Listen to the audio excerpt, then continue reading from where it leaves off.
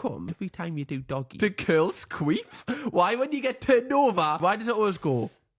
So, because of the angle, your foof is open. Air has got into it. So when you're pushing an object in there, the air's got to escape somehow. So obviously, it's going to escape beside the willy.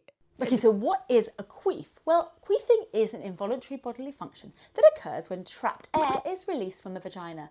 The release of this air is the sound of a vaginal fart or a queef. But unlike flatulence, a queef doesn't actually emit any odour. It can make you giggle, but it's definitely not something you should be embarrassed about. So why does it happen? Well, air can get trapped in the vagina when an object is inserted into it, such as a finger, a tampon, a sex toy, or a penis. And also moving around during certain activities like exercise or stretching can also cause air to be trapped in the vagina. Childbirth is another situation where queefing can occur because you've got weakened pelvic floor muscles and obviously lots of examinations and the baby's head coming out. So lots of reasons air can become trapped. So in general, air can enter the vaginal canal in a number of ways, but the result is the same. The air gets trapped, it forms an air bubble, and that air bubble in the vagina needs to be released.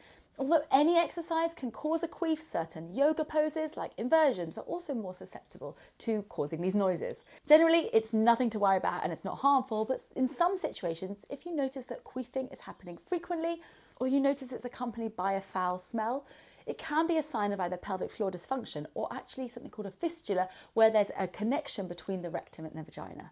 Either way, if it's a problem for you, you should speak to your doctor about it. Strong pelvic floor muscles also help to prevent incontinence and can help you to control the release of air from your back passage and also from the front. So you should always be practicing your pelvic floor exercises, especially if you've recently been pregnant. So can you prevent a queef? Well, most of the time, there's not much that you can do.